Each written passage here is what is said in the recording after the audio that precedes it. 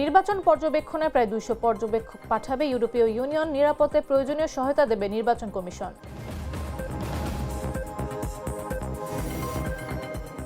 বাড্ডায় long march to Indian high commission কর্মসূচিতে পুলিশের বাধা। ভারতের আগ্রাসন ও হাসিনাকে ফিরিয়ে দেওয়ার দাবি জুলাই ঐক্যে।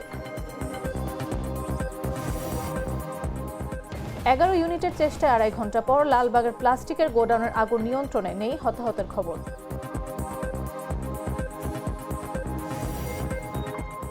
কেউ নির্বাচন থেকে সরে গেলে এটা তার ব্যক্তিগত ব্যাপার বলে জানিয়েছেন স্বরাষ্ট্র উপদেষ্টা।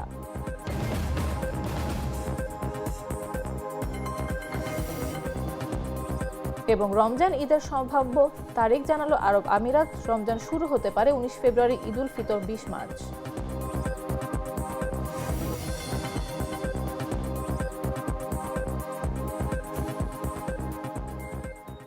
সন্ধ্যা ৭টা নিউজে সবাইকে আমন্ত্রণ।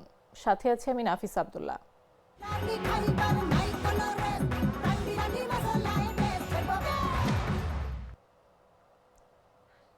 ত্রয়োদশ জাতীয় সংসদ নির্বাচনে ১৭৫ থেকে ২০০ জন পর্যবেক্ষক পাঠাবে ইউরোপীয় ইউনিয়ন। এ বিষয়ে ইউ এর সঙ্গে চুক্তি হয়েছে বলে জানিয়েছেন নির্বাচন কমিশনের সিনিয়র সচিব আক্তার আহমেদ। বুধবার দুপুরে নির্বাচন কমিশন ভবনে এক সংবাদ সম্মেলনে এই তথ্য জানান সচিব। ইসি সচিব বলেন, আমাদের সঙ্গে যে ত্রিপক্ষীয় চুক্তি হয়েছে সেই চুক্তির আওতায় তাদের আমরা ফ্যাসিলিটিস প্রোভাইড করব। তাদের যাতায়াত এবং চলাফেরার বিষয় রয়েছে। আমরা শুধু একটি জিনিসই অনুরোধ করেছি, সেটা হচ্ছে লোকাল প্রোটোকল কিছু কিছু ক্ষেত্রে মানতে হয়। বিশেষ করে পার্বত্য চট্টগ্রামে যে লোকাল প্রোটোকল তা মানতে হবে। তিনি বলেন, ইউরোপীয় ইউনিয়নের পর্যবেক্ষকরা তাদের কিছু ইকুইপমেন্ট অ্যাক্সেসরিজ এখানে নিয়ে আসবেন, সেগুলো ফেরত নিয়ে যাবেন। এমন একটা ডিক্লারেশন হয়তো আসার সময় তারা পেয়ে দেবেন।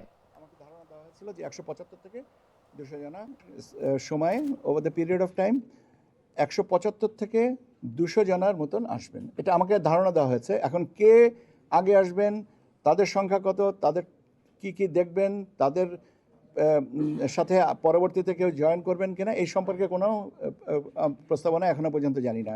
শুধুমাত্র এই নামটাকেও আমি পেয়েছি। আর আমাকে ধারণা দেওয়া হয়েছিল যে ১৭৫ থেকে ২০০ জনা পর্যবেক্ষক আসবেন। আর ওনারা আমাদের সাথে যে একটা ত্রিপক্ষীয় চুক্তি হয়েছে সেই চুক্তির আওতায় তাদেরকে আমরা এখানকে ফ্যাসিলিটিস প্রোভাইড করব, তাদের যাতায়াত এবং তাদের চলাফেরা ইত্যাদি ইত্যাদি। আমরা শুধু একটা জিনিসই অনুরোধ করেছি, যে সেটা হচ্ছে যে লোকাল প্রোটোকল কিছু কিছু ক্ষেত্রে মানতে হয়, যেমন আপনার বিশেষ করে পার্বত্য চট্টগ্রামে সে লোকাল প্রোটোকল মানতে হবে। শেখ হাসিনা সহ সব খুনিকে দেশে ফিরিয়ে দেয়া এবং ভারতীয় প্রক্সি রাজনৈতিক দল ও সরকারি কর্মকর্তাদের অব্যাহত ষড়যন্ত্রের প্রতিবাদে জুলাই ঐক্যের march to Indian high commission কর্মসূচিতে বাধা দিয়েছে পুলিশ। বুধবার বিকাল ৩:৩০টায় রাজধানীর রামপুরা ব্রিজ থেকে এ লং মার্চ শুরু হয়। বিকেল ৪টায় বাড্ডার হোসেন মার্কেটের সামনে ব্যারিকেড দিয়ে তাদের লং মার্চ থামিয়ে দেয় পুলিশ। দেখা যায় লং মার্চ এগোতে না পারায় জুলাই ঐক্যের লোকজন প্রগতির সরণিতে অবস্থান নেন। এ সময় তারা ভারতের আগ্রাসনের বিরুদ্ধে স্লোগান দেন। জুলাই হত্যাকাণ্ডে অভিযুক্ত শেখ হাসিনাকে বাংলাদেশে ফিরিয়ে দেওয়ার দাবি জানান। এছাড়া ইনকিলাব মঞ্চের মুখপাত্র শরীফ ওসমান হাদিকে গুলি করার ঘটনায় জড়িতদের গ্রেফতারের দাবি জানান। এদিকে পুলিশের রাস্তায় ব্যারিকেড ও জুলাই ঐক্যের নেতাকর্মীরা সড়কে অবস্থান নেয়। বিকেল ৩টা থেকে এ প্রতিবেদন লেখা পর্যন্ত প্রগতির সরণিতে যান চলাচল বন্ধ রয়েছে।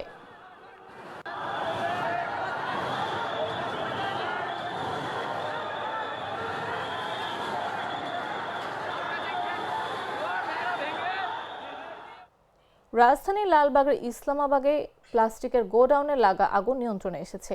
ফায়ার সার্ভিসের ১১টি ইউনিটের চেষ্টায় ২.৫ ঘণ্টা পর আগুন নিয়ন্ত্রণে আসে। বুধবার বিকেল ৪টার দিকে ফায়ার সার্ভিস মিডিয়া সেলের ইন্সপেক্টর আনোয়ারুল ইসলাম এ তথ্য জানান। তিনি বলেন, ইসলামবাগের চেয়ারম্যান ঘাট এলাকায় দুপুর ১:৩০টার দিকে প্লাস্টিকের গোডাউনে আগুন লাগার খবর আসে। সঙ্গে সঙ্গে ফায়ার সার্ভিসের ৪টি ইউনিট ঘটনাস্থলে পৌঁছে আগুন নিয়ন্ত্রণে কাজ শুরু করে। পরে আরও ৭ ইউনিট যোগ দিয়ে ১১ ইউনিটের প্রচেষ্টায় আগুন নিয়ন্ত্রণে আসে। প্রাথমিকভাবে আগুন লাগার কারণ ও হতাহতের কোনো খবর জানাতে পারেনি ফায়ার সার্ভিসের এই কর্মকর্তা। এই বিভিন্ন চ্যালেঞ্জ এবং প্রতিকূলতা মোকাবেলা করে জীবনের ঝুঁকি নিয়ে আমাদের লোকজন কিন্তু আগুনটা আমরা নিয়ন্ত্রণে নিয়ে আসি। লালবাগ ফায়ার স্টেশন যখন এখানে পৌঁছে, এখানে আসার পর এখানকার ভারপ্রাপ্ত যে কর্মকর্তা ছিলেন উনি আগুনের ভয়াবহতা দেখে আরও সাহায্য চেয়েছেন আমাদের কন্ট্রোল রুমের কাছে। কন্ট্রোল রুম সেই সাহায্যের প্রেক্ষিতে পর্যায়ক্রমে আমাদের পলাশী, হাজারীবাগ, সিদ্দিক বাজার, সদরঘাট এবং সদরঘাট নদী ফায়ার স্টেশনকে মুভ করায়। এই 6টা স্টেশনের মোট 11টা ইউনিট এখানে মুভ করে আমাদের নদী ফায়ার স্টেশন সহ। তো এখানে আসার পর এই আপনারা দেখতে পাচ্ছেন এখানকার স্ট্রাকচার, এখানকার রাস্তাঘাট খুবই সরু রাস্তা, একজন মানুষ সঠিকভাবে হেঁটে যেতে পারে না। এর ভিতর দিয়ে অনেক চ্যালেঞ্জ ছিল আমাদের। এই বিভিন্ন চ্যালেঞ্জ এবং প্রতিকূলতা মোকাবেলা করে জীবনের ঝুঁকি নিয়ে আমাদের লোকজন কিন্তু আগুনটা আমরা নিয়ন্ত্রণে নিয়ে আসি। পুরাতন হাইকোর্ট ভবন সংস্কার করে আন্তর্জাতিক অপরাধ ট্রাইব্যুনাল 2 এর এজলাসের নতুন কক্ষ উদ্বোধন করেছেন প্রধান বিচারপতি ডক্টর সৈয়দ রেফাত আহমেদ। বুধবার বিকাল 3টার দিকে এই নতুন এজলাস কক্ষ উদ্বোধন করেন তিনি। উদ্বোধনের পর এজলাস কক্ষ ঘুরে দেখেন প্রধান বিচারপতি। এ সময় উপস্থিত ছিলেন আন্তর্জাতিক অপরাধ ট্রাইব্যুনালের চেয়ারম্যান মোহাম্মদ গোলাম মর্তুজা মজুমদার, ট্রাইব্যুনাল 2 এর চেয়ারম্যান বিচারপতি নজরুল ইসলাম চৌধুরী সহ অন্যান্য বিচারকরা। বৈষম্য বিরোধী আন্দোলন দমনে নিরস্ত্র ছাত্র জনতার ওপর পরিচালিত হত্যা, গণহত্যায় জড়িত নির্দেশদাতা ও পরিকল্পনাকারীদের বিচার চলছে আন্তর্জাতিক অপরাধ ট্রাইব্যুনালে। এখন পর্যন্ত পৃথক 2টি ট্রাইব্যুনালে চলছে বিচার কাজ।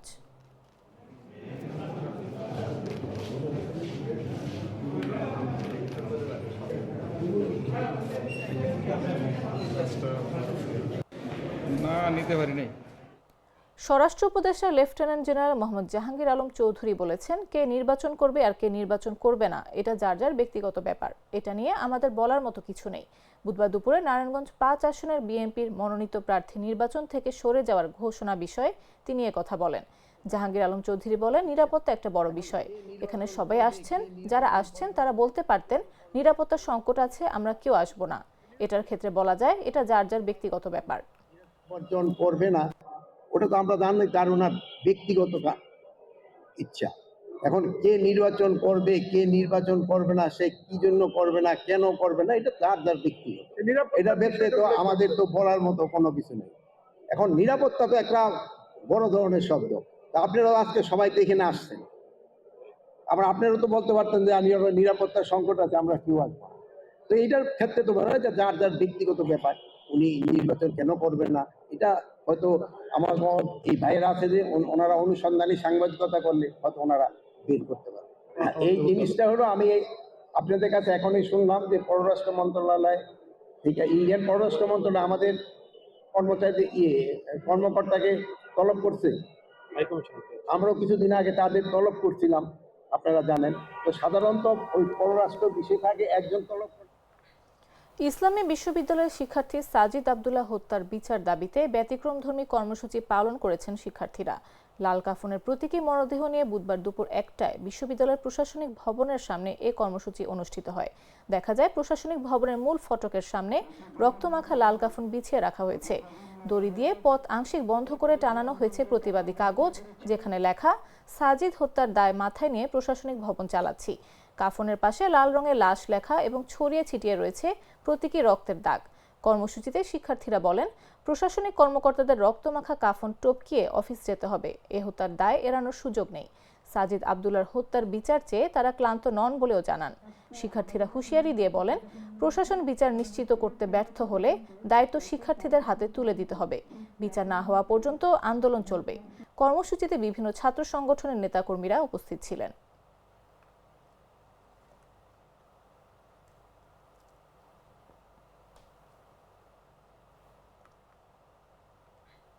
রাজশাহীর পবা উপজেলার নওহাটা পৌরসভার কাজীপাড়া এলাকায় রাতের আধারে 117টি উন্নত জাতের আম গাছ কেটে ফেলেছে দুর্বৃত্তরা।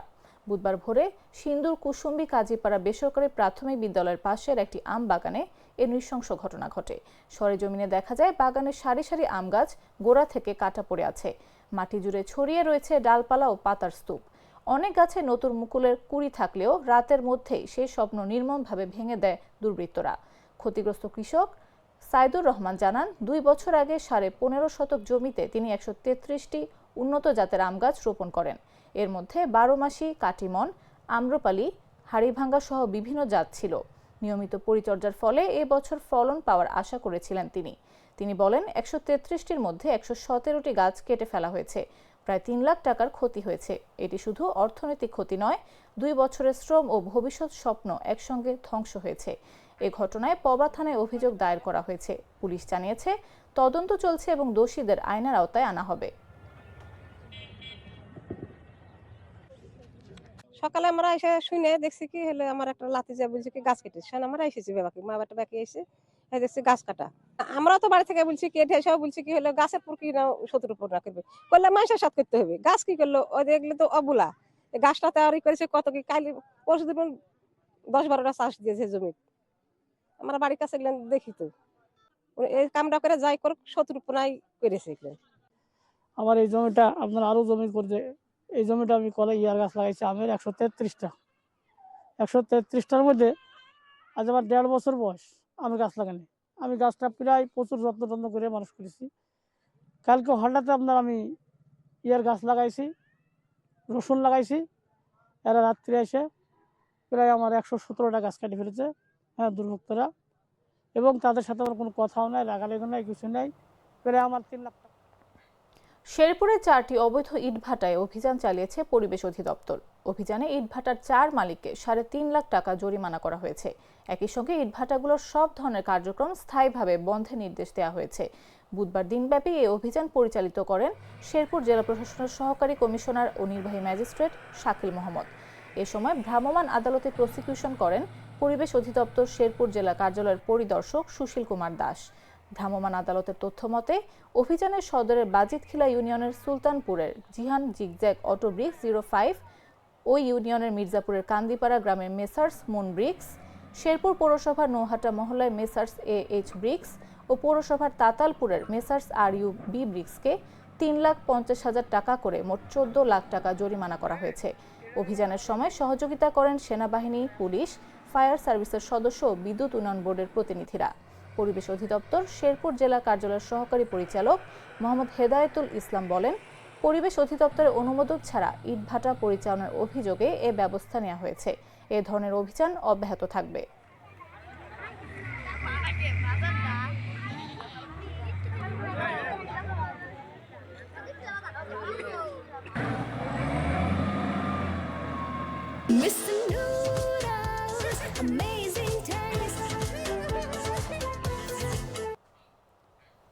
মাত্র 18 কাঠা জমি, অথচ সেই অল্প জমিতেই একসঙ্গে ফলছে 26 রকমের সবজি। মেহেরপুরের গাংনী উপজেলার কৃষক আবুল কালাম প্রমাণ করে দিয়েছেন, সঠিক পরিকল্পনা আর পরিশ্রম থাকলে অল্প জমিতেও সম্ভব বড় সাফল্য। তার এই ব্যতিক্রমী চাষ পদ্ধতি এখন অনুপ্রেরণা হয়ে উঠেছে এলাকার অন্য কৃষকদের জন্য।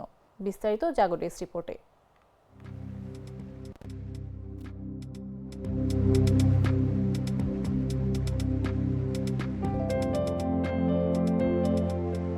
মেহেরপুরের গাংনী উপজেলার এক টুকরো সবুজ জমি। চোখ বুলালেই দেখা যায় সারিবদ্ধভাবে সাজানো নানা জাতের সবজি। ফুলকপি, বাঁধাকপি, লাউ, কুমড়া, করলা, বরবটি থেকে শুরু করে শাক সবজি, এক জমিতে 26 রকমের ফসল। এই জমির মালিক কৃষক আবুল কালাম। প্রায় 18 বছর ধরে কৃষিকাজের সঙ্গে যুক্ত তিনি। শুরুতে চাষ করতেন হাইব্রিড সবজি, কিন্তু অতিরিক্ত রোদ, অনিয়মিত বৃষ্টি আর রোগ বালাইয়ে বারবার লোকসানের মুখে পড়তে হয় তাকে। 5 বছর আগে কৃষি কর্মকর্তাদের পরামর্শে তিনি ঝুঁকে পড়েন দেশীয় জাতের সবজি চাষে। পরিকল্পিতভাবে সারিবদ্ধ ও স্তরভিত্তিক চাষ শুরু করেন। ফলে একই জমিতে একসঙ্গে উৎপাদন সম্ভব হচ্ছে নানা ধরনের সবজি। 17 বছর আবাদ করি। 17 বছর আবাদে আপনার তখন করতাম হলো হাইব্রিড আবাদ দিয়ে আপনার দেখা যাচ্ছে আমি 2 বা 3টি ফসল করতাম। তো সেই আবাদ আপনার রোদের সাথে কোনোটা সেট, কোনোটা হলো বৃষ্টির সাথে সেট না, সেই কারণে আমার লস হয়েছে। শেষে আমি চিন্তা করলাম যে দেশি নিজে বীজ তৈরি করি, দেশির ভেতর যাই দিন একটু দেখে দিন। তো দেশির ভেতর যাই এই 18 কাঠা জমিতে 26 আবাদ করছে। এই 26 রকমের আবাদে আমার দেখা যায় যে অনেক লাভজনক। কৃষি অফিসারের নিয়মে এই ট্যাবলেট বা এই যে কৈটো দিয়েছে, এই কৈটো ব্যবহার করি। সেই কারণে এখন আপাতত আল্লাহর রহমতে আমি এই যে আজ 1 বছরে আপনার 1020 টাকা খরচ হয়েছে, আমার 1.5 লাখের উপরে আমার ক্যাশ হয়ে গেছে। এই বহুমুখী চাষ পদ্ধতির সবচেয়ে বড় সুবিধা ঝুঁকি কম। কোনো একটি ফসল নষ্ট হলেও অন্য ফসল থেকে পুষিয়ে নেওয়া যায় ক্ষতি। চলতি মৌসুমে তার উৎপাদন খরচ হয়েছে প্রায় 20,000 টাকা। বিপরীতে ইতোমধ্যে বিক্রি করেছেন প্রায় 1,20,000 টাকার সবজি। সবচেয়ে বড় কথা তার এই আবাদের কারণে তার সাংসারিক চাহিদা মেটে, প্লাস আমরা যারা কিনে খাই আমরাও এখান থেকে সংগ্রহ করতে পারি। শুধু আর্থিক লাভ নয়, এই চাষ পদ্ধতিতে নিশ্চিত হয়েছে পরিবারের পুষ্টি ও বিষমুক্ত সবজির যোগান। পরিবারের সদস্যরাও যুক্ত হয়েছেন এই কৃষিকাজে। হলুদ আছে, পেঁয়াজ আছে, টমেটো আছে, পুঁই শাক আছে, রসুন আছে, ঝাল আছে, কপি আছে, পাতাকপি আছে, পালং শাক আছে, সব রকম জিনিস আছে। আমি বাড়িতে আসি টাটকা টাটকা তুলে নিয়ে গিয়ে বাড়িতে রান্না করে খাই। আরও আত্মীয় স্বজনদের আমি তুলে নিয়ে গিয়ে দিই। আমরা যা আবাদ করি নিজের সংসারে খাই, সংসারটা চলে যায়, পাড়ার পরিবেশও খাই। আবুল কালামের এই সাফল্যকে প্রান্তিক কৃষকদের জন্য একটি কার্যকর মডেল হিসেবে দেখছে কৃষি বিভাগ। ক্ষুদ্র এবং প্রান্তিক কৃষকদের নিয়ে কাজ করছে। আবুল কালামের মতো যারা ক্ষুদ্র প্রান্তিক চাষি আছে তাদেরকে আমরা মূলত বসতবাড়িতে যে সবজি এই বাগানগুলো করার জন্য উদ্বুদ্ধ করছি, যাতে তারা তাদের প্রয়োজন মিটিয়ে, পারিবারিক প্রয়োজন মিটিয়ে সেখান থেকে যে বাড়তি আয় সেটা থেকে তাদের পরিবারে যাতে ভরণ পোষণ চালন করতে পারে।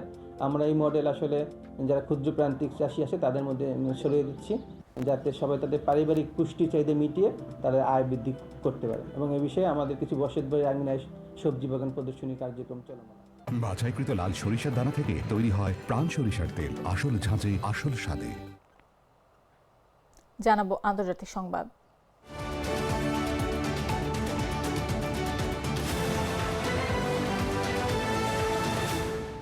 নতুন বছর সামনে রেখে সংযুক্ত আরব আমিরাত জানিয়েছে পবিত্র রমজান ও ঈদের সম্ভাব্য তারিখ। দেশটির অ্যাস্ট্রোনমিক্যাল সোসাইটি জানিয়েছে 1447 হিজরি সনের রমজান মাসের চাঁদ দেখা যেতে পারে মঙ্গলবার 17 ফেব্রুয়ারি। সে অনুযায়ী রমজান শুরু হতে পারে বৃহস্পতিবার 19 ফেব্রুয়ারি। 2026 সালে ঈদুল ফিতর শুরু হতে পারে শুক্রবার 20 মার্চ। রমজান যদি 30 দিনে পূর্ণ হয় তাহলে শেষ দিনটি ঈদের ছুটির সঙ্গে যুক্ত হবে। এর ফলে দেশটির বাসিন্দারা 19 থেকে 22 মার্চ পর্যন্ত টানা 4 দিনের ছুটি উপভোগ করতে পারেন। একই সঙ্গে 2026 সালের ঈদুল আজহা হতে পারে বছরের সবচেয়ে দীর্ঘ সরকারি ছুটি। সরকারি ক্যালেন্ডার অনুযায়ী আরাফাত দিবস পড়তে পারে মঙ্গলবার 26 মে এবং ঈদুল আজহা শুরু হতে পারে বুধবার 27 মে। ছুটি চলতে পারে শুক্রবার 29 মে পর্যন্ত। সপ্তাহান্তের সঙ্গে মিলিয়ে বাসিন্দারা 6 দিনের ছুটি উপভোগ করতে পারেন। চূড়ান্ত তারিখ অবশ্য সরকারি চাঁদ দেখার ঘোষণার উপর নির্ভর করবে।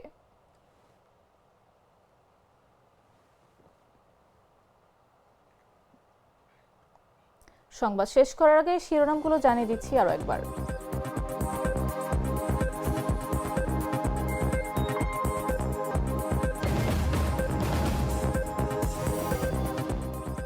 নির্বাচন পর্যবেক্ষণে প্রায় 200 পর্যবেক্ষক পাঠাবে ইউরোপীয় ইউনিয়ন। নিরাপত্তায় প্রয়োজনীয় সহায়তা দেবে নির্বাচন কমিশন। বাড্ডায় long march to Indian high commission কর্মসূচিতে পুলিশের বাধা। ভারতের আগ্রাসন ও হাসিনাকে ফিরিয়ে দেওয়ার দাবি জুলাই ঐক্যের। 11 ইউনিটের চেষ্টায় 2.5 ঘন্টা পর লালবাগের প্লাস্টিকের গোডাউনের আগুন নিয়ন্ত্রণে নেই, হতাহতের খবর।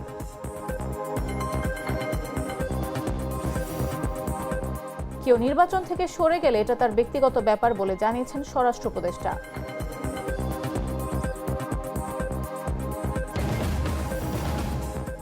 এবং রমজান ঈদের সম্ভাব্য তারিখ জানালো আরব আমিরাত। রমজান শুরু হতে পারে 19 ফেব্রুয়ারি, ঈদুল ফিতর 20 মার্চ।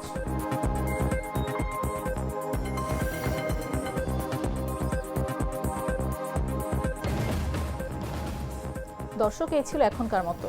প্রতি মুহূর্তে সর্বশেষ খবর পেতে ভিজিট করুন jagonews24.com, ফলো করুন আমাদের ভেরিফাইড ফেসবুক পেজ এবং সাবস্ক্রাইব করুন জাগো নিউজের ইউটিউব চ্যানেল। এতক্ষণ সাথে থাকার জন্য ধন্যবাদ সবাইকে।